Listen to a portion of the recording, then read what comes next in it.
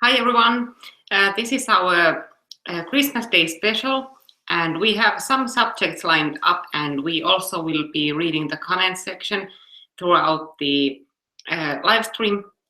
And we'll start with something most people over here in Finland know about, but most likely is new to all people outside Finland. So somebody's been in trouble. What's happened? Who do you mean? I don't know, they said in the newspapers that some very well-known anti-immigration activist has been convicted of a drug crime. I'm not against immigration. I'm not very well known, so. And besides, Finnish journalist code prohibits from mentioning any names in the media. So, what was this headline about? Well, what did you do? I didn't do nothing. Last summer, or in 2015, in June, some random guy sent an email to the Minister of Interior. And in that email, he was threatening to go and shoot that guy in the head. And it was sent using a Yahoo account with almost my name. And so... the account was under the name Juluslokka, and he, of course, is June, so there was a difference there. And our police are so professional here in Finland that they came to my apartment and took me to jail for 22 hours. And in that raid, they also took 5 plants that some consider illegal. And so this happened 1.5 years ago, and now this Tuesday I went to court and I wanted to explain the problem, but the judge was some feminist maniac who threw me away. She didn't let me talk in there. She just said you have no right to defend yourself. And and this was regarding the incident I mentioned in my earlier video called the incest dad and the real bad guys. And on that video, I explained about the man from Ivory Coast who had been molesting his own daughter since the daughter was something like 9 years old. And after his trial, the media attention was just focused on him, not the incest dad, because he apparently or allegedly secretly taped the court processions, even though the trial was public, so anybody could have walked in there, but he taped it and live streamed it on YouTube. So it was no secret recording. Everybody on YouTube knew about it. And anyhow, it was public, so there's nothing. But anyway, this maniac judge threw me away out of the courthouse. She called a security guard to escort me outside, and it was also a public trial. So, in fact, I was the only person in Finland that was banned from your own trial. No, from that room. Anybody else could have gone into the room except me, and it was my own trial. For that, I got 500 euros, a 500 euro fine, plus 600 euros. So it was a very productive day. In addition to that, I paid to the police 261 euros to get some material concerning other crimes, such as that there was one killing in a city nearby here, and also this incest guy. I bought his papers also.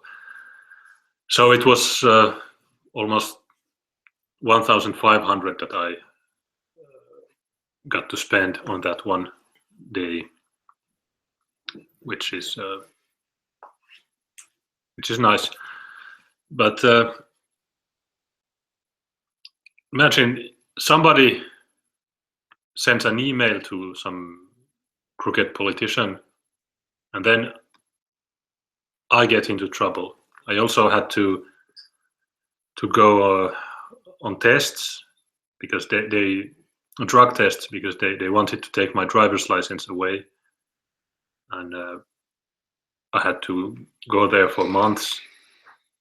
The newspapers write that I have sent an email to this motherfucker, and the newspapers say that I'm a drug addict and things like that, but I'm not. Yeah. And then I wanted to buy an ad in this same newspaper to say that I'm okay, but they refused it.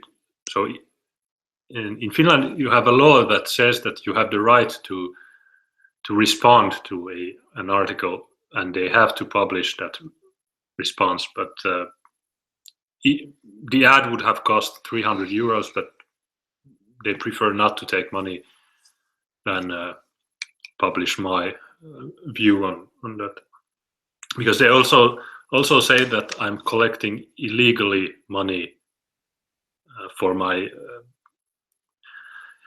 electoral campaign, because I'm a candidate in this city. The newspaper says that it's illegal to collect money, but it's not. So the Finnish media can write bullshit, and you cannot correct them.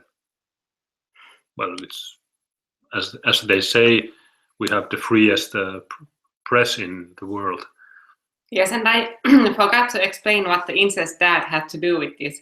So the reason he got kicked out of the courtroom was that because this judge had heard about the taping of the incest dad trial, she said that we might be recording that trial too, as if we just tape his trial and put it on YouTube and go like, hey, look, he had cannabis plants and he got some fines. Like anybody would do that. And first of all, he demanded Younes to take all his electronic devices away, and he had his defense materials on his laptop, so he couldn't take that away. And he suggested that maybe they should move the trial, postpone it, so he could prepare his defense on paper. But the judge wouldn't do that. She was obviously some sort of an SJW feminist, and she had basically blood coming out of her eyes with that trial. She had such a strong prejudice against us, and she clearly knew who we were, because at one point she asked me, do you know each other? Because I was sitting in the audience, and I just shrugged. I didn't say anything, and Younes said no, and then the judge said I have a different view about that. So it was obvious she knew who we were, and she had a strong prejudice against us, and she was out to make that trial as difficult as she could. Yeah, I had my laptop to present evidence that I was not, I'm not a bad guy, but she didn't accept that. She asked if I could print the material. I said, I don't have a printer here. And in fact, actually, I said that maybe we should postpone this trial. but she said this is not a matter that should be postponed. And then she asked me many times if I refused to take my electronic devices, which I did, because I clearly said that I need this to defend myself. And then she said, you have to pay 500 euros because you don't respect me. Of course, I do not respect morons, but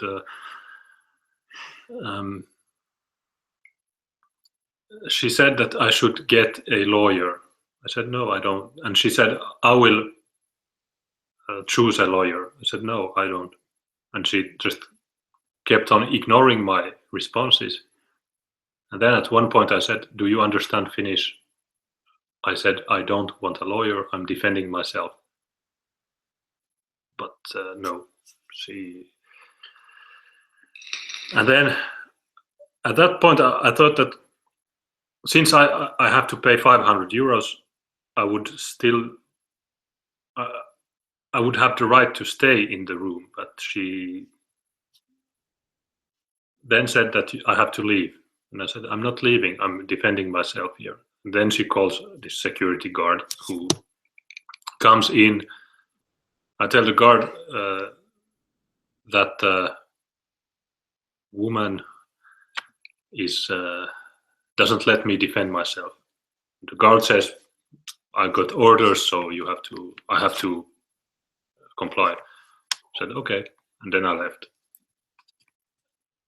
So there's no human rights in Finland. You can be sentenced even if you're not present, and that's not okay. And I'm filing a complaint against the judge and every possible thing that can be done against this. And before the trial, we sort of wondered whether it would end up on the newspapers. And my assumption was that no, it won't. And then, of course, on the very same day, it was on many newspapers. And in a way, it's, of course, a good thing, because that way you can just explain what happened over there, and you don't have to bring it up on your own. Yeah, and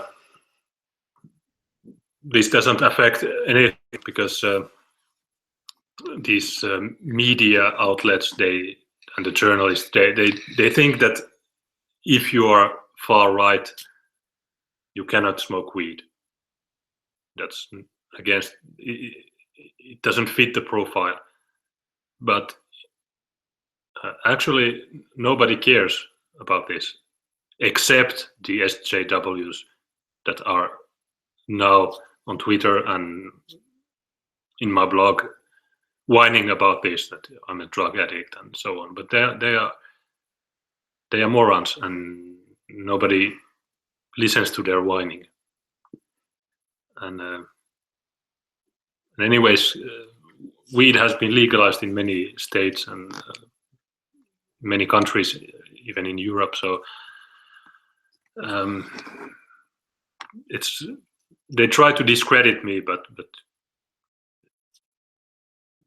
every normal person understands that it's nonsense. Yes, and it was pretty funny that on the very next day I was visiting my mom, and I knew for a fact that she gets one of those newspapers that were talking about the conviction, and all the time I expected her to say something about it, but she didn't say anything. And in the end, I asked her, was there something out of the norm on the newspapers today? My mom goes, no, should there have been? And then I explained that, okay, there was this drug conviction about some cannabis plants, and it was on some newspapers. Then my mom goes, yes, it was there, and it was a pretty big headline. So she had known all along, but she just laughed about it and asked if you still have the plants, and I said no. And even she thought it was a no biggie. And my name was in the headline, even in newspapers in southern Finland. So these same newspapers, when some immigrant rapes someone, they just tell some person did something to someone. But in my case, they write as in the same time I'm not known, but still in their views they can write about me. What was your crime? It was a drug offense or something. I had 5 plants growing. But I assume the complaint about this might, if we get lucky, get us somewhere, because this was so out of the ordinary that someone's devices are banned from the courtroom, and nothing was said about that before the trial. Like, it wasn't in the subpoena that you cannot bring any electronic devices. It was only at the courtroom at the very beginning of the trial that the judge said that, okay, you have to take those away. So he had no way of knowing that he should have his defense all on paper. Yeah, it was just written that I can have written material to defend myself, but there was no mention of banning that I could not use a computer. So these are the plants that were taken. So they put 600 euro fine for that, and a 500 euro fine because of my laptop. And the 600 euros, it's too much for this kind of thing. It should have been under 200, but since I could not defend myself, I got 600, the full amount, the amount that was asked by the prosecutor. And the judge was really a maniac. I asked the other members of the court, I asked the prosecutor, what do you think about that woman's behavior? And the judge said, do not answer his questions. So this is the way things happen in Finland. If you are a rapist, if you are a murderer, these judges basically suck your dick and they say, yes, but he was a victim of society. But if you are against immigration, this bullshit immigration, then they treat you like you have no rights. Yes, and actually, when the anti-racists were commenting on this conviction, it turned out pretty clearly what the problem with you is, because that's something I've always been thinking about. Like, why do they hate him so much? Because there are loads of us racists over here. But it seems that he has a special place in the hearts of the anti-racists, like they troll his stuff all the time. And they really like hate him extremely deeply. Like, it's not just your average annoyment at people who disagree with you. And in the anti-racist group, they immediately started talking about your background, that why are you a racist? Because you should be with them. Like, and that's, I assume that's the problem. Like, they think that all people who have a drop of foreign blood in them, that they should automatically be on the anti-racist side, and that annoys them. Yeah, I think they are racist. But yeah, one is asking, is marijuana illegal in Finland? Yes, it is. And what's the maximum punishment for 5 plants? Well, it should be 200 euros maybe. And can you refuse to pay, or will you get sent to prison? Yes, in fact, you can refuse to pay, and so it will. The fine would be converted to a jail time, which I don't know. It might be 1 month of jail. 200 euros is about $200. Yeah, they're pretty much the same. And I don't know, is there anything else about that? No, and yeah, to sum this up, a random guy sends an email to a politician. I get rated for this, and I have to go on drug test to keep my driver's license. I get fined. And I'm not even allowed to defend myself. So this is to sum this case up. Yes, and now they're really persecuting you with the second Facebook ban. Yes, I'm every now and then I'm on a Facebook ban, and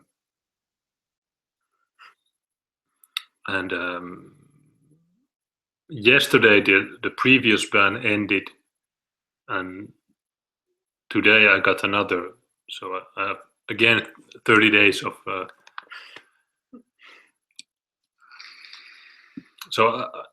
And they say that there is freedom of speech, but in reality, most of the year I cannot write in Facebook.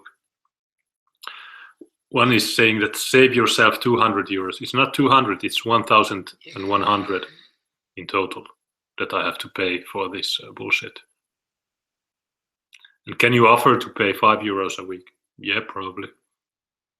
Yes, as I understand, you can pay them off a bit at a time. You can make this sort of payment plan.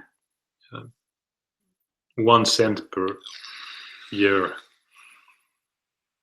And of the other subjects we try to choose stuff that has something to do with Christmas. And there was this case in Austria in which there was a nativity play by children, and apparently a Muslim migrant stormed the nativity scene and started reading bits of Quran and shouting Allahu Akbar. So this is a story from Creeping Sharia, and I assume, yes, they have Daily Express as the source here. And they say a nativity play was turned into chaos after an asylum seeker stormed the stage and started preaching from the Quran.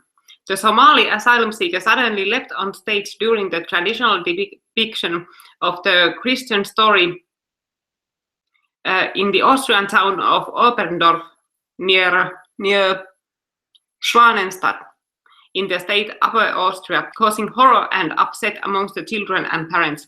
At first, no one reacted when the asylum seeker came to the venue and stood next to the stage where children of nursery school age were performing. The asylum seeker suddenly leapt on stage, took a copy of the Quran from his rucksack and started preaching. The 24-year-old, who was wearing a white robe, was eventually overpowered by a number of men, including 2 brothers, while he was shouting Allahu Akbar. First of all, Schwanenstadt is Swan City in English. But can you blame this guy? Because first of all, we have no way of knowing that he is a true Muslim. And there's freedom of religion. So why are these church guys annoying him? It seems that this church is Islamophobic. And imagine if this had happened in the other way around, that there was some Muslim stuff going on say Ramadan or something, or there was some Muslim holiday, and some white Christian would storm the stage and start reading bits about the Bible, and he would be beheaded, but so. And if not beheaded, he would be prosecuted and for preaching religious peace. And worst of all, there would be headlines for 2 weeks whining about this. Yes, and for those who don't know, there actually is a law like that in Finland, preaching religious peace, and that basically means that if you offend Muslims, then you can get prosecuted for it. Like there was one guy who was investigated because he burned a Quran in a demonstration. There have been people who have, written critical blogs about Islam who have gotten prosecuted. And it's never about any other religion. It's always about Muslims. Like if you write anything about Christians, you never get prosecuted for that. It's only the Muslims who are protected by a law like this. So you actually can get prosecuted for things like that.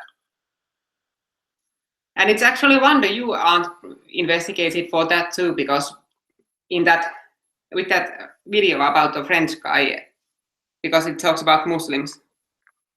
No. There's a French guy who held a speech on August the 5th in Helsinki, Finland. And I subtitled the video. And in fact, they are prosecuting me for that subtitling. But it's a different crime. It's not preaching religious peace, but agitating against the group. Yeah, it's whatever. But anyways, the police sent me a letter that I should go and be questioned about this. But I said I'm not coming. If you want to question me, ask me the questions on the phone or come and fetch me. But they didn't do that. So yeah. If you are prosecuted, don't follow orders, and you are free to go. Yes, and about this Allahu Akbar guy, they say that a pair of brothers in the audience restrained the 24-year-old Somali before a group of men, including a police officer, dragged him outside. A witness said at the time, "The children are totally anxious and petrified. We were terribly afraid for our children." And let's see. A woman named only as Nina B said, "My nephew does not want to go to nursery school anymore. He asks what happens when the man comes back, and his uncle is not there to help him." So obviously some kids were traumatized for Christmas. And another unnamed parent said, "In the beginning, no one thought anything. As in the previous year, asylum seekers were invited to play along." So she has actually thought he might be a part of the play. But when he took the Quran, it was clear that something was wrong.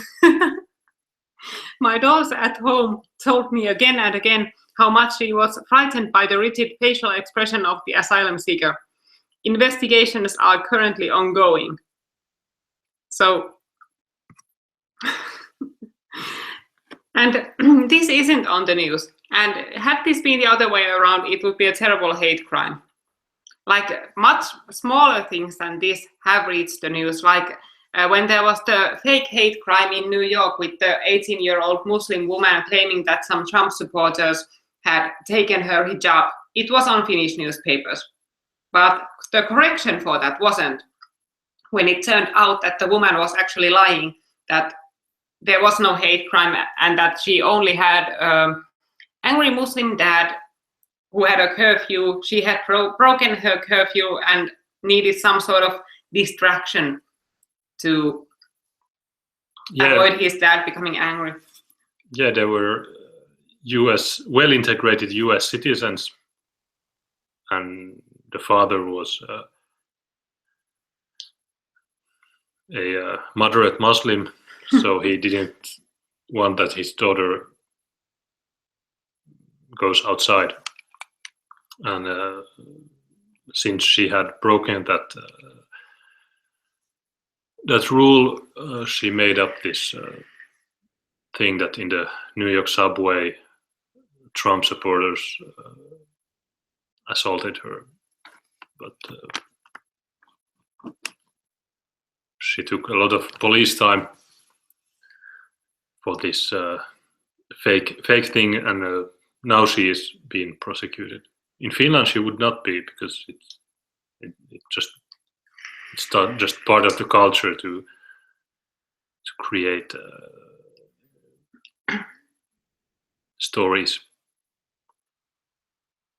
And for the next story, I thought we could take up something that pretty well sums up what sort of serious issues women over here in the feminist Finland are dealing with. And this is in Finnish, but I'll translate it to you. So this is from one of the biggest newspapers, and the headline goes, does Christmas sex make you anxious too? And they have 7 tips for relaxed sex on Christmas. So this is, I thought this headline was pretty shocking, because to me this is completely new. Like, is this a common thing? Like, is it a common thing to get anxious about sex on Christmas?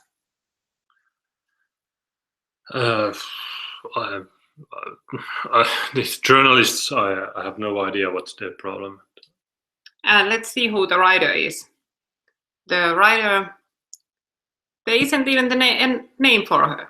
Or I assume this is a woman, because no man would most likely pick this kind of a story. No man would see anxiety about Christmas sex as a problem. And they have a list of basically stupid advice on how to manage through sex with your partner on Christmas. And there was this discussion on a Finnish forum in which this Finnish woman complained about her husband making all these sexual advances at her during Christmas time. And the woman says that the man's fantasies about romantic Christmas sex make her very anxious, and that the suggestions about sex take her Christmas spirit away completely. And the woman complains that especially during Christmas time, her husband tries to get romantic with candles and some massage oil, and that's her problem. Like, that's how tough women have it over here in Finland. Like, husband is trying to be romantic with candles and some massage oil, and she's suffering from it terribly. Well, maybe those candles seem rapey. Maybe. It's well, this, I don't know why this bullshit is published in the media, but it's because the journalists are morons. They are stupid human waste that should not exist. These guys should not even exist, as the French guy says. And why is this bullshit? Imagine that there are people who are paid to write that bullshit and to waste hard disk space for this, and to publish this on the internet and on the papers. This is an ecological crime. And sometimes it makes me wonder that, is this some sort of projection on the part of these female journalists? Like, they write all these articles on how to have the perfect relationship, but they don't really seem like people who have happy relationships themselves. Like, they seem like these single cat women at the age of 40, maybe. So who are they to give advice to anyone? And the woman who complains about the romantic husband continues, "Of course, I love to relax and enjoy Christmas by reading, drinking wine, and having good chocolate. But even suggestions or innuendo about sex takes my Christmas spirit away. I love a massage, but not the not the motive behind it. So she has a very big problem with her husband wanting sex once a year. But she wants all the perks from the marriage. She wants the husband to remain nice and to do her lovely things like give her massages, but she doesn't want to do anything for him. And she can't even think about enjoying sex herself. And the article says that the original post has gathered over 300 comments. So 300 comments is a bare minimum when I do. If I write something, there's at least 300 comments of idiots whining. So where's the news here? There's none. And think about the poor husband of this woman. Like he has been without sex for the entire year. Then he is waiting that maybe the wife might be in a better mood for Christmas. He tries his best. He puts all the candles and all the lovely stuff out to be romantic. And the wife just goes online and complains about it and makes a national headline about the guy's completely natural wish to have at least once a year some sex. Yeah, and one person says that it's probably heavily subsidized by the government. Yeah, it is. In Finland, this bullshit is subsidized by the government. I don't know why, but it is.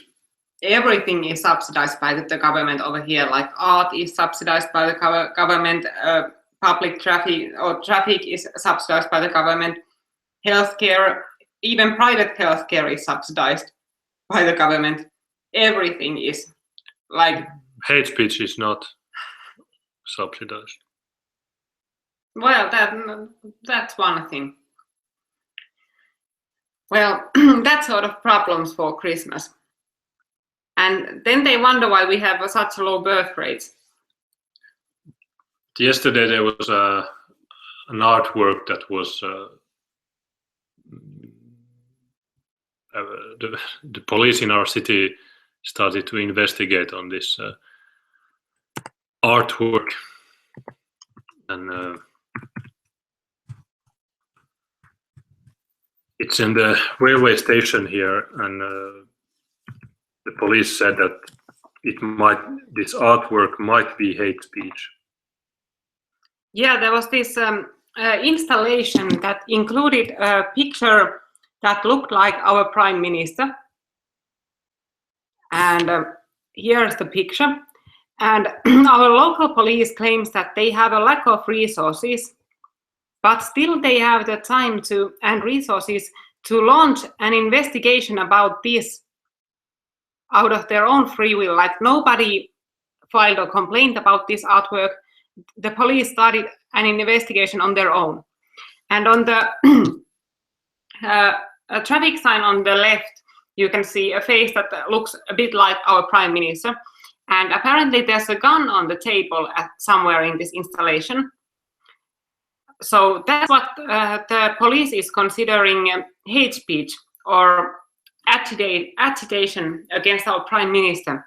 And they are now investigating whether this artwork is legal or not. And it's clear that this artwork actually has no such story behind it, that it's simply a critique about our society. Like there's the fallen Christmas tree, wine bottles, beer cans, things like that. It's simply about social problems like alcoholism and domestic violence. And maybe the picture of the prime minister was put there because of the budget cuts that hit low-income people pretty hard. And even if this was hate speech, and even if this was something, it's none of the police's business to investigate on this. But there's a reason for why the police wanted to investigate this, and it's of course the Lestadians. They are this Christian cult who live mostly over here in northern Finland. And they hold a lot of money and political power. And our prime minister is one of them. And there are lots of Lestadians in the leadership of different institutions of this town. So most likely there was some Lestadian police chief who saw this while he was on his way to work, because this is very close to the police station. And he got offended because there was another Lestadian portrayed in such a negative light, and he launched the investigation. So it's them most likely causing this. Yes, and these Lestadians they are stupid. They are morons. Even that prime minister is a complete fool. When the so-called refugee crisis started in Finland, he said that he will give his house to the Iraqis. And he was on TV with this guy, and this guy says, "I look older, but I'm only 17, and I can prove it." And the guy on the left with the glasses, he's our prime minister. And he believed that this guy is 17. And of course, it later turned out that this guy was something like over 20. Yeah. And even though in the fall, a bit over a year ago, Sipilä made this promise that he would give his luxurious house to asylum seekers, at the end of the same year, he took that promise back and sold his house. And the excuse for not housing migrants in that home was that, okay, there are security issues because it's so publicly known that he's going to house refugees over there. So apparently this small town in north of Finland, which is extremely safe, isn't safe enough for these people who are running from Iraq or Syria or Somalia. Here's the news report.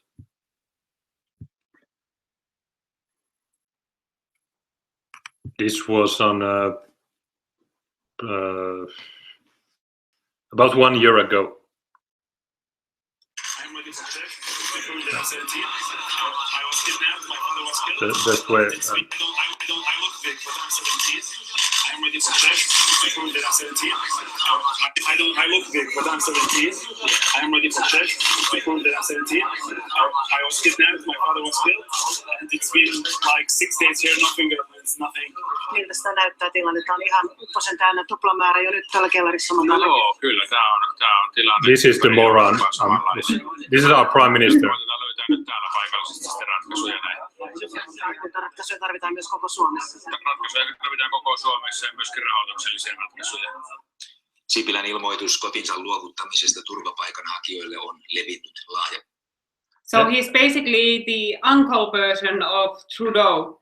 Or maybe it's not even, or maybe, I think Sipilä is even worse, because Trudeau has an excuse to be dumb. Because nobody expects much of him. Like, he is a moron. He's some sort of a Ken doll in politics. Like, nobody takes him that seriously. But Sipilä, he's an IT millionaire. He's a very successful businessman. He should be smart, but he isn't.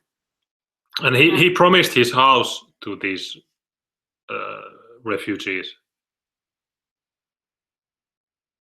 And this news spread in the Middle East,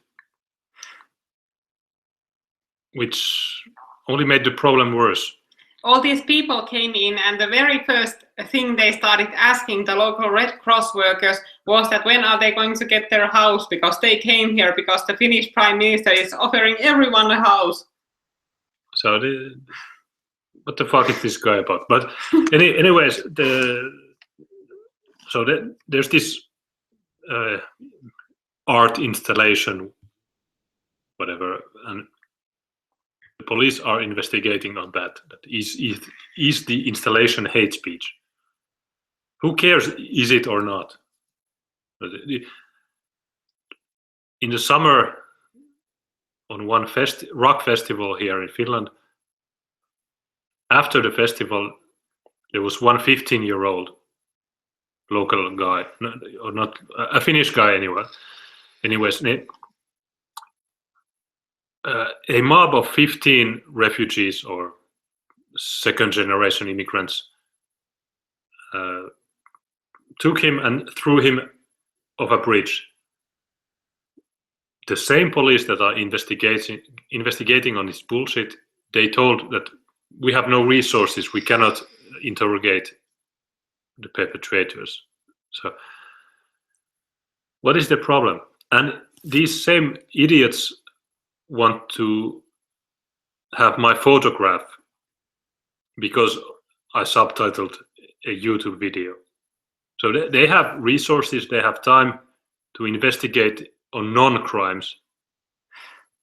But when it comes to real crime, a 15-year-old getting thrown out of a bridge, we have no resources. And yeah, of course they look immigrant, but they most of them were born in Finland, and so who gives a fuck where they were born? They are immigrants, they are foreigners, they are from the Middle East, they are from Somalia, they are from some bullshit country. The police should not come up with excuses. And this is enraging because our police force is being infiltrated with these morons. The police should do its job and not. The police should not be a social justice warrior. They should just, if you are doing crime, like Maleven, you should be jailed, and that's it. And not, they should not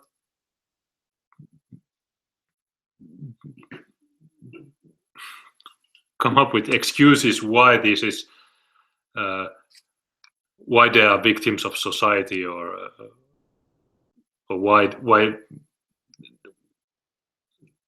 they are discrediting themselves. And in fact, it's like this interview of Yuri Bezmenov in '84 on American TV. He's an ex-KGB agent who explains this process of demoralization and things like that. And these idiots, they are hired there, and then they do stuff that make you angry, because they don't follow the law, they don't apply anything. If you look at Sweden, when in the Swedish ghettos they are burning cars or robbing people or firing New Year's Eve rockets towards people, towards their windows, they are harassing normal Swedes. Nothing gets done. The police does not act. They just look. But if, for example, if I went there and I would just be walking there, the police would come and take me and say, "Why are you racist?" So these guys, they do not do what is expected from them. So you start to question this, and nobody believes anymore in the law or in the court or in the police. And if the law is not applied, then why should one follow it? So this is something very important. I'm not very good at expressing myself, but I hope that people understand what I'm trying to say. But this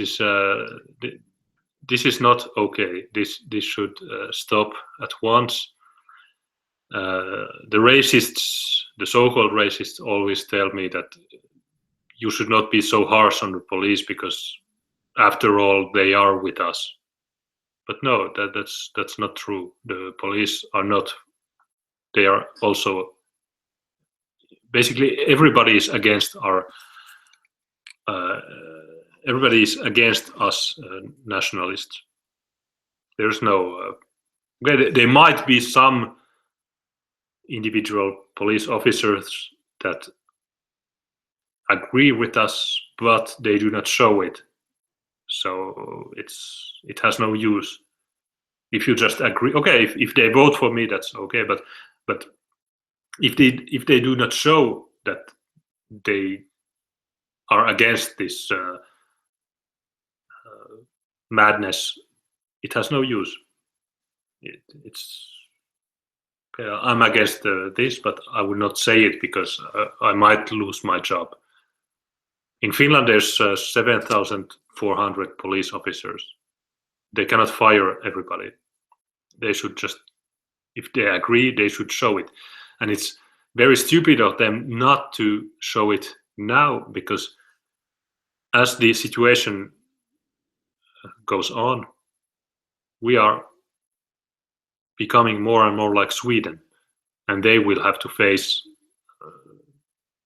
the growing violence that occurs from this mass migration and this craziness that is spread with the media. And this is not a conspiracy theory. These are mere observations that what is written, what is being signaled, what is nowadays acceptable, what is the current trend. And it's not just the cops who have to face this in Sweden. It's a fire department, first aid or first response teams, like ambulance workers. They are being stoned. Ambulances are being destroyed. These immigrants, they create these traps for fire department, that they start a little fire, they place some explosives in there, and then they call the fire department, so the fire department would come and get blown up there. So it's not just cops who have to face this violence all the time. And all these people who work in these professions, they really should think about whether they want their future to be like that. Like, do they want to face that every day when they are working? Because that's where this is heading. That's where it is at Sweden. And there's absolutely nothing that protects us from it if we keep coming at this rate. Like, there's no special protection for Finland, because people seem to have this weird delusion that it won't come over here. That even though it has happened in France, in UK, in Germany, in Italy, in Austria, in Sweden, in Denmark, that it won't come here, that it won't go like that when it comes to Finland. And of course it will go like that. There's no reason to believe otherwise. So there's just no escaping it. And it seems that people are sort of paralyzed. That I think most people understand where this is going, but they don't know what to do about it. And they are afraid to act. So there's need for leadership, like people who would be votable, first of all, people like candidates who people could trust, so they would actually have someone to vote for who they could find reliable, because right now they don't have anybody like that. And somebody like Trump or somebody like Wilders, some sort of leader who would connect all these people. Yeah, that's true. There's not enough good candidates in Finland that know what the big picture is and who are able to communicate on this issue. And they focus on stupid stuff instead of either they write blogs that do not interest anybody, or they write some stuff that is not appropriate for a political discourse, and that's the problem. Either you are too, let's say, scientific or you are too vulgar. So there's a need for someone who could be like Trump or Geert Wilders or Marine Le Pen or many others that they have in Europe or in the US. And because if the other side, the left, green, those they have hundreds of morons that write in the newspapers, they are on TV, they are in the radio. They have this non-stop propaganda which attracts their voters, but our side is not organized enough to attract enough people, because as Tina said, many people understand this. Then people know that we should close the borders and we should start to be independent and leave the EU, but there's not enough credible alternatives. We have some, but it's not enough, because in politics, even if a guy is right, not everybody will vote for him.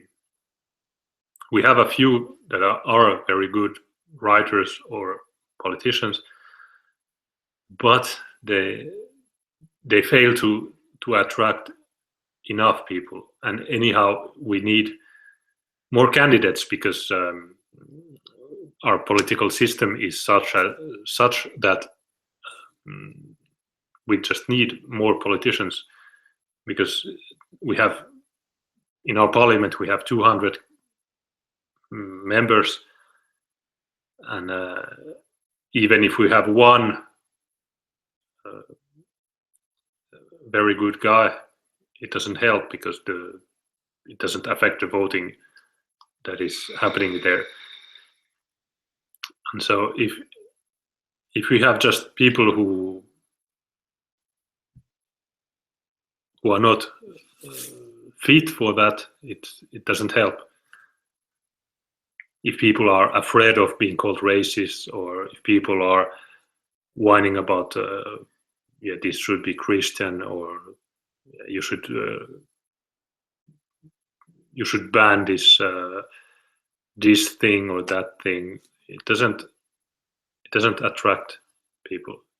People need an alternative that is liberal but is against immigration. That's something that is not non-existent currently. I think either you have the liberal side. I am liberal, but I'm against. First, you should define what is liberalism. But either you are liberal and you want the borders open, or you are a conservative Christian, whatever, and you are okay. And that side doesn't attract nowadays enough people. You have to have this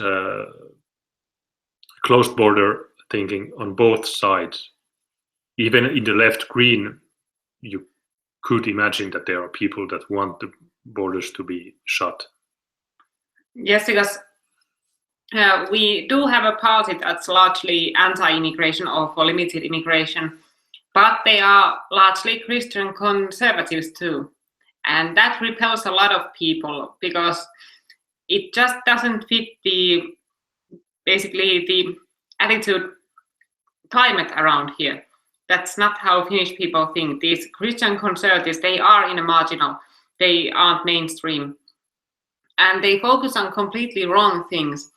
Like this party that's supposedly for limited immigration hasn't done that much to try to limit this immigration. But when the question of gay marriage came to the parliament. These guys were willing to shut down government cooperation to block that. So that was what was important to them, like to block gay marriage, not to close the borders or anything like that. And they don't understand how trivial things like that are when you compare them to this immigration problem. So they are focusing on completely wrong things, and they are repelling a lot of potential voters, because there are a lot of people who have liberal values but who are against this unlimited immigration. And those people aren't going to vote for some Christian conservatives who go against their principle in all other things.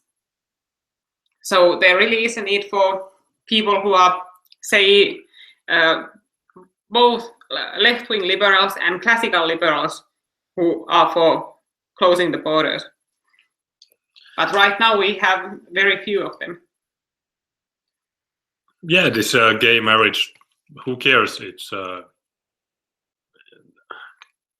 we have in Finland we have a thing called registered partnership. Two persons of the same sex can register their partnership, and there's 300 every year that do this. So 300 people who do this. So even if gay marriage was legalized, well, what would happen? Nothing. No one's really interested. Maybe one problem is that since, for example, Sweden has legalized it, the bullshit countries do not let adoption work. For example, China or Russia do not send their children to Sweden, so that limits the amount of available adoptable kids. Because in Finland we have every year about 50 children that can get adopted, but there are thousands of South Africans or Chinese or Russian kids that get adopted, and of these thousands, only 50 are from Finland. So if we legalize this, it will restrict also the heterosexuals' right to adopt. But anyhow, for me, this is a non-issue. I don't care. If they want, they can. We can have a referendum on this and let the people decide should we legalize it or not. The issue is immigration, and you can see from the EU polls that in every EU country what matters is immigration, except for Spain. In Spain it's only the second most important issue, the most important being terrorism, which is of course linked to immigration. So this is the thing. Nobody cares about taxation, nobody cares about climate change, nobody cares about the so-called issues. People are worried about immigration, how this will change and shape their countries. And this is true, because the mainstream media does not tell you how those areas are evolving. If you look at Sweden, the ghettos, the schools, everything. Sweden, of course, it's too harsh to say that Sweden is becoming a third world country, but some areas in which those guys are packed, they become third world zones, and that's something that is hard to explain, or since it is public knowledge, but it's not covered. It's not our media does not do this. But for example, last summer from Australia there was this 60 Minutes show they went to a suburb of Stockholm, and they were run over by a car, and they tried just to make a documentary from that. Is it so bad or not? But okay, they were attacked, and the cameraman got his foot run over by a car. There was this Norwegian channel that went to interview a guy in that same area. They were stoned. They didn't smoke weed, they were just stoned with rocks. So the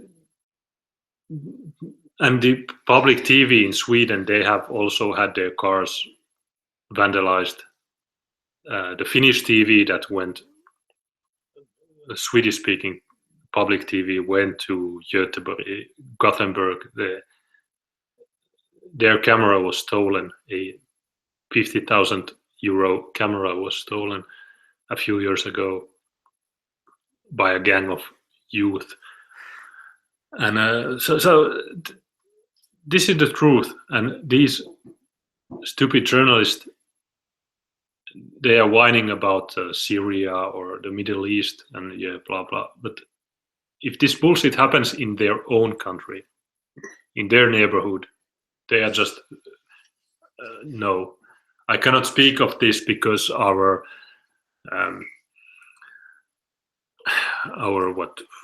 what is this? Atte Jääskeläinen. He says that we cannot speak about this. We have no right to make this a subject. Or if they pretend to do a series in which they talk about the ghettos in Europe, it's always like at the end, it's first they show some daytime pictures that yes, there are some challenges that we must cope with, and then they say,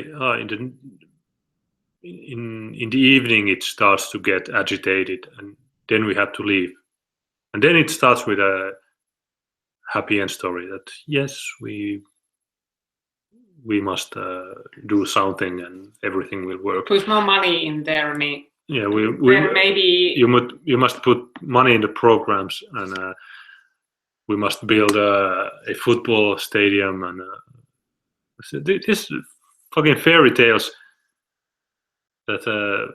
No, it's basically the same as it's with black people in USA. That some white reporters goes to some black neighborhood in Detroit. They show these slum neighborhoods and completely crappy buildings, and then they interview some kids who complain that there's nothing to do around there, and then they end up to the conclusion that white people need to flood the area with money and create opportunities for these people, and all problems will go away. So there's no real reporting. There's no, and the problem with the mainstream public is that if you do not tell them straight to their faces on primetime TV show, they do not understand. If you are being sarcastic, they don't understand you. If you write a blog, they do not believe you. So as long as it's not on prime time on TV, nothing happens. And even if it gets on primetime TV, in Central Europe, there are some shows that try to take these issues seriously, but they are shown after 11 p.m. So only a small minority of people, for example, in England or France, they show some real problems, but it's not shown at 8 p.m. at the 8 p.m. news. They are asking what am I drinking? I'm drinking this mint chocolate shot. This is some sort of a liquor. This is an illegal advertisement.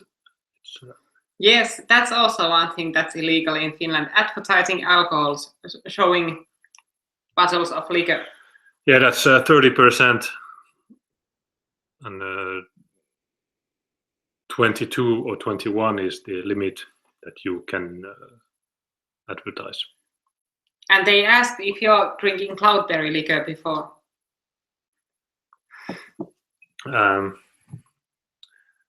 I would say that I'm not a racist. My label is black.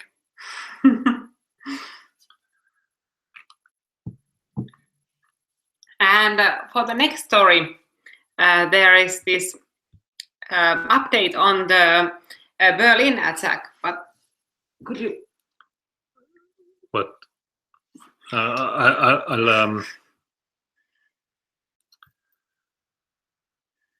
I'll share the news with the audience. So what is this about? This is there was a truck accident in Berlin. Yeah, a truck went wild and plowed through a crowd of people at a Christmas market. And so this Tunisian nigger, this German dude was a regular teenager. He drank alcohol and he never prayed. So this is how they reported on Finnish media. Like they talk about stuff like this to whitewash Islam out of the equation. And these San niggers are his brothers. And so this was before he got shot by the Italian police, and they are saying that he should report himself to the police, but he did not follow those Islamophobic orders. And they are saying that through Facebook we heard that the suspect was from the same city as ours. And when we saw his picture, we were shocked because, hey, that was our brother, says his brother Walid Amri. And there was also some news that said that this German truck accident dude was a regular teen that was very nice and so, but no, he was stealing cars in his home country. After the Arabic Spring, he took a boat and went to Italy, where he burned a refugee center, and he got 4 years jail. And they say that during that jail time he got radicalized, which is the usual narrative that you should not put these poor refugees or immigrants in jail because they radicalize themselves in those, as if prison is a place without any control. Of course, if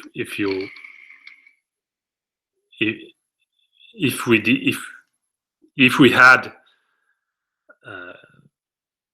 normal politicians, that would be taken care of. That there would be no imams in the prison. Because one thing is that in prison, for some reason, you have the right to have the visit of an imam or something, because it's freedom of religion or something like that. But in reality, you can say fuck off. It's okay to say fuck off. You are a criminal. If you want to pray, just do it, but you don't. There's no need for your bullshit. And anyhow, we will send you back to your country. But none of this happens. And so this guy burned a refugee center in Italy. In Finland, we have had the same burning stuff, that a refugee starts to burn the curtains in the refugee center, but they do not get any jail time. They get suspended sentences, which means that you are not punished.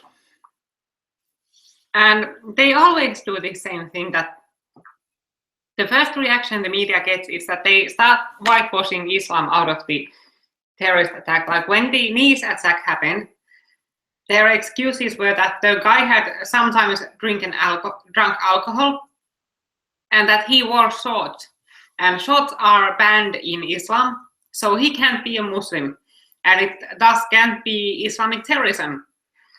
And they completely leave out the fact that the very first thing this Berlin terrorist did after the attack was that he went to mosque to pray.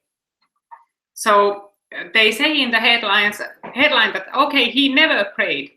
But what they hear is from the brothers of this guy. And they talk about the time when he was young, years before this attack. So obviously something had happened in between.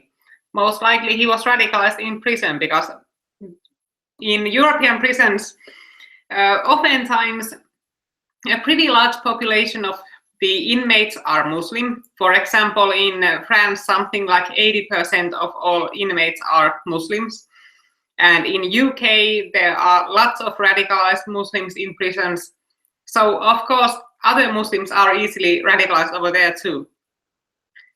So most likely that was where he got the idea. And he was clearly born with a criminal nature. Like he had some petty crime before.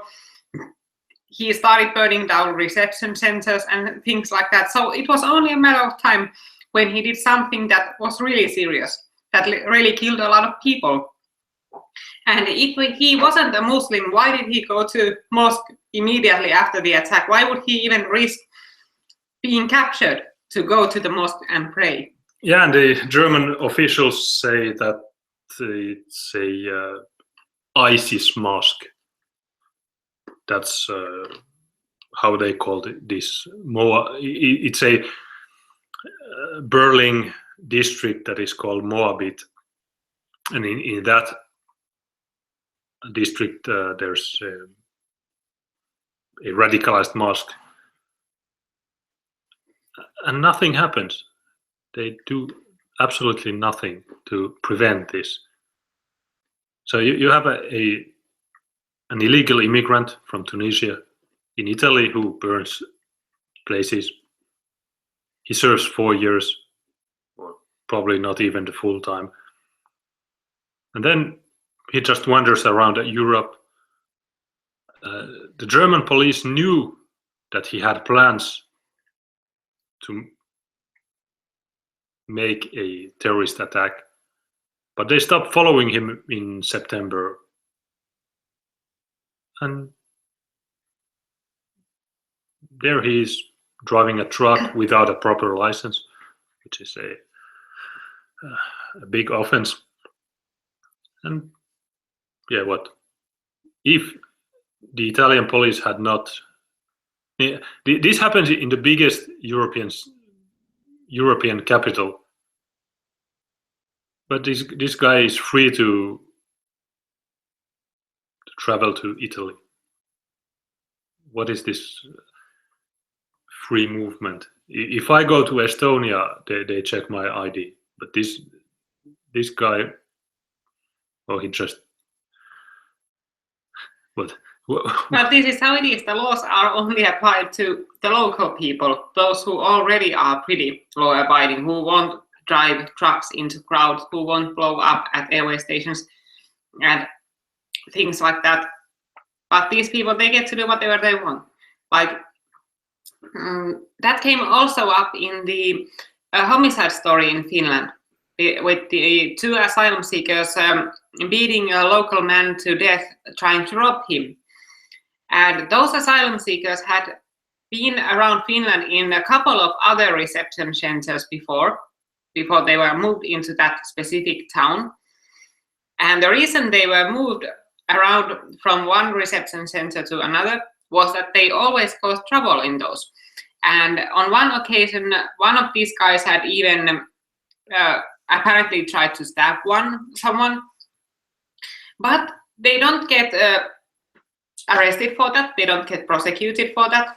They only get moved to another reception center. The workers in these reception centers, they cover up these crimes. They don't want to call the cops, because calling the cops would mean that they would have to file a report about it. And the immigration office might start wondering, are these people capable of handling this reception center if they can't keep order in there?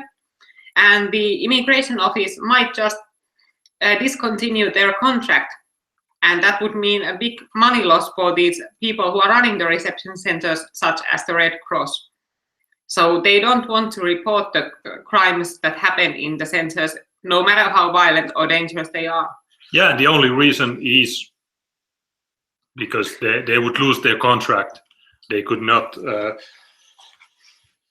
they could not get the government money for housing these so-called refugees, and that's the only reason that they do this bullshit.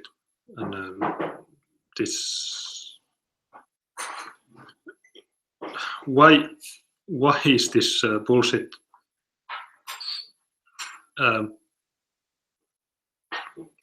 Why are we funding this bullshit? And in fact, I have this, as I previously said, when I was on trial the same day, and I was banned from the courthouse. At the same time, I went to the police and I had ordered these papers a few weeks before, and I just went to, and this pile of paper cost me 261 euros. And so this is the thing that happened in the city. And for example, this is the kind of knives that they are storing in the reception centers in Finland. And there's one Iraqi guy here who says that the two Iraqis that killed the local guy, that they had been brought to that center on the 5th of September, and they committed their crime on 9/11. So 6 days after they had been transferred from Ruukki, which is 100 miles from here or less. So they had been transferred because they caused, as Tina said, they caused problem there. And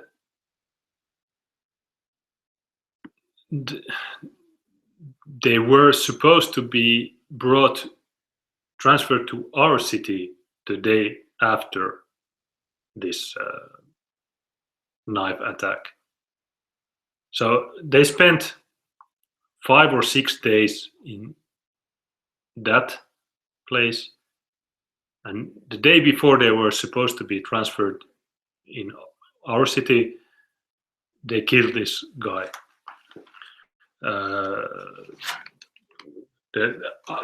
I will scan this report. This is they stole a phone. They killed a guy for his phone. Okay. Here's a model of the guy and the injuries that he had gotten. He got stabbed many times for just a fucking phone and his bank card. Here's his bank card. And these morons didn't even know how to use an ATM. So they took this guy to the ATM and he explained to them that he has no money in there, and they tried to take money from the ATM, but of course it didn't work out because he didn't have any money in there. And then they kept beating this guy, and they kept trying to take money from that ATM. And the guy said, "Fuck you." He was. Well, it's a very sad story. But the guy was very drunk. These sand niggers were also very drunk. But the Finnish guy was, "Fuck you! I don't have money. Fuck off." And had he reacted another way, maybe he would have stayed alive. But he didn't. He just said no. He didn't follow their orders. And these guys were only causing trouble there. There's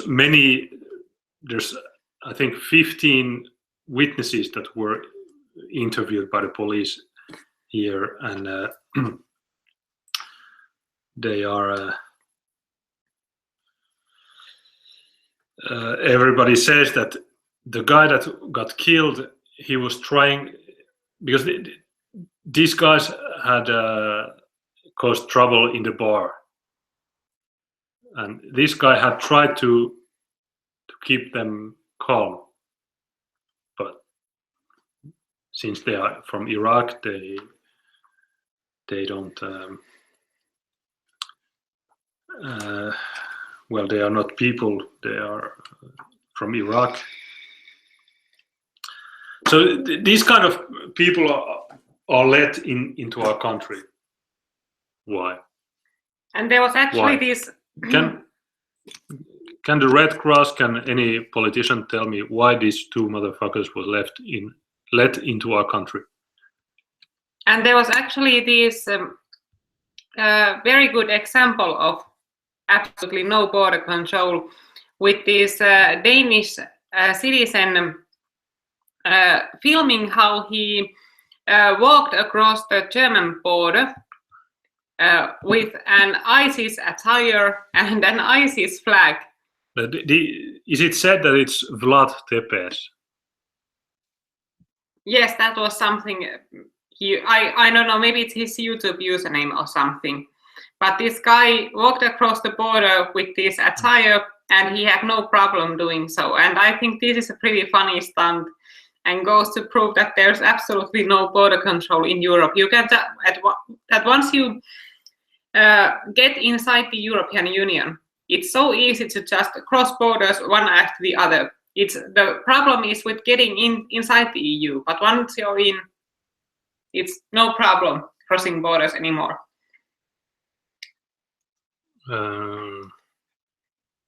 Yeah, but I think it was said Vlad Tepes, but no, it's okay. It was said in I think it was a Finnish article. Okay, but Vlad Tepes is a really cool guy. He has lots of. I have also worked with him and gotten his subtitle files and translated into Finnish. But I don't think it's this guy. But yeah, we should do this same experiment on the Finnish-Swedish border. We should buy a flag or do it ourselves, and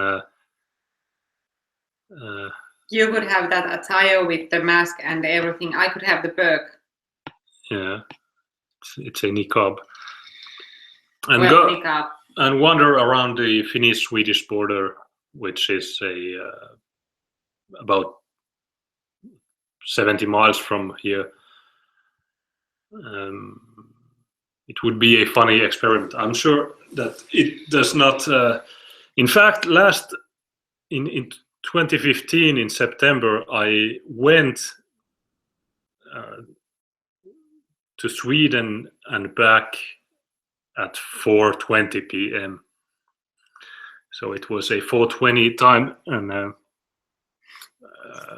there was a customs officer that stopped me and asked me some stupid questions. I acted like I was mute.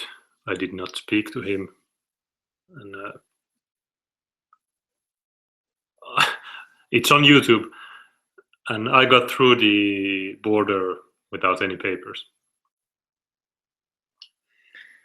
And then there was this one more story, because of course in Europe everyone was expecting more trouble for Christmas, even though of course security was ramped up after Berlin. And at least this far it's been luckily pretty peaceful. But in Philippines, a grenade was thrown into a church during a Christmas Eve Mass, and 16 people were injured. And this is one thing that the European media always fails to cover, that it's the same thing going on there. Like when these terrorist attacks occur in, say, Iraq or in Syria or in Egypt, they most often are Muslim attacks on other Muslims. But there are these countries in which Muslims attack Christians the way they do in Europe. For example, Philippines and Pakistan. Yes, but why are these guys provoking peaceful Muslims with their Christmas Eve masses and all? And actually in Philippines, there is this creeping Islamization that has been going on for some time, that each time the laws are changed so that they have something to do with the Sharia courts, they always give more power to the Sharia courts. For example, at first it wasn't in any way legal to get a decision from a Sharia court. They had no legal power behind them. Then there was a change, that if you want to have your case tried at a Sharia court, you can do so. And they have some legal backing. And then another change was made some years later, that if you are a Muslim and you live in this Muslim area, you have to have your case tried by a Sharia court. There's no other way. Yes, so it's this creeping Islamization that Islam becomes more and more mandatory by the minute. But we have also a Finnish politician that said that Sharia has nothing to do with Islam, so I'm sure. And actually in one Finnish newspaper they said that Sharia isn't actually medieval. That was pretty interesting, because that's what it literally is. Like Sharia is literally medieval. It comes from the 1600s. It's medieval. There's no way to get around it. This is this person is a Finnish politician who had said that Sharia has nothing to do with Islam. Yes, and she has that as a quote there. And another quote from her is that 1 in 5 women have experienced physical violence in their relationship. It's sad if immigrants learn these bad habits in Finland. So her assumption is that immigrants don't do domestic violence at all, but they might learn domestic violence if they live with us over here in Finland, because there's no abuse of women in, say, Iraq or Afghanistan or Somalia. And this person is a, as her name says, she's a Swedish-speaking person, and she doesn't speak proper Finnish.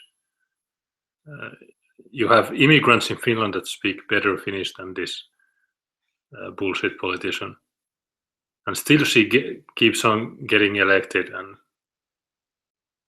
she's a crazy person. Currently, she's at the UN or somewhere preaching her bullshit. And these are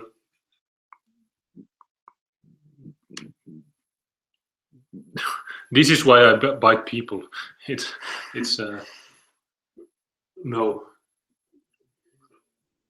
It should not exist, like the French guy says. And we should actually sometime do a live only about these flashes of genius these left-wingers have. Like pick up the best multicultural bullshit that comes out of their mouths and go through it. It would be a very cancerous stream, but Like there are some pretty golden ones, like one that comes from a former minister saying, "Those who complain about the tidal wave of Islam learn how to swim." That was pretty good. Yeah, the quote was, "Quit whining about the Islamic tidal wave. Quit whining about the Islamic tidal wave and learn how to swim." Okay. Okay, and these same motherfuckers are whining that, yeah, there are, for example, this year 5,000 refugees who drowned. Why do not they learn how to swim? Instead, they drown and start to victimize. And stop whining about the tidal waves of the Mediterranean. Learn how to swim, but yeah, this one Finnish MEP after the Berlin truck accident or the car collision in the UK, the government has banned the word accident. They prefer to speak of collisions, because accident means something bad, but collision is just something that happens. So this this lorry collision in Berlin, there was this, after this collision, this Finnish MEP Liisa Jaakonsaari, which happens to be from the same city as I come from, and I apologize for her being alive. And so she had all these hashtags about Berlin, and she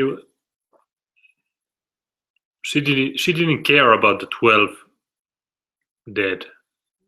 She whined about the 5,000 drowned.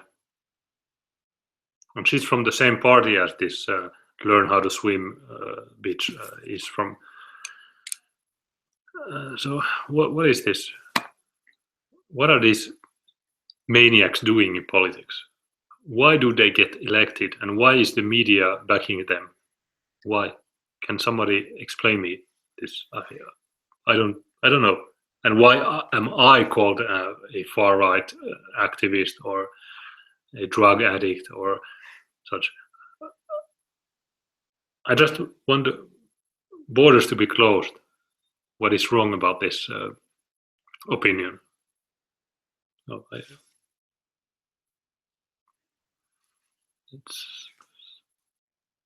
that's how it is. And why do I get banned from Facebook? Why don't these idiots get banned from Twitter or Facebook? I'm the only one. Because it's them. They are the only ones who whine. Like, I have never heard of anyone on our side creating these flagging campaigns against people, left-wingers or anything like that. It's only the left-wingers who troll like that. One is saying that Berlin attack was just another Masonic Jesuit hoax. Okay, so well, it didn't look like a hoax because you voted them in. No, I did not vote for that. People living in the Matrix, you can help. Yeah, that's probable. And they ask, when is the next general election there? And those are in 2019. Yeah, 2019 is the general election in Finland. Next year, 2017, there's the municipal election, and I'm a candidate there. I'm collecting money for that. I have gathered 4,700 euros. But I cannot buy any advertisement in the mainstream media. So it's yeah, the previous general election was in 2015, and I was a candidate, but I did not get elected.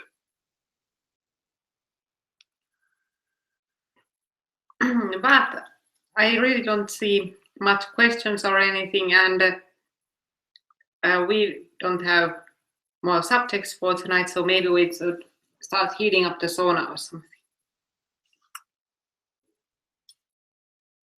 Yes, sauna is good. The Muni election is important. Make it. Yes, I'm vote for me if you live in Oulu or Haukipudas, Oulunsalon, Kiiminki, Yli. Vote for me. But I guess we'll end up our Christmas Day live stream here. So thank you for listening and bye.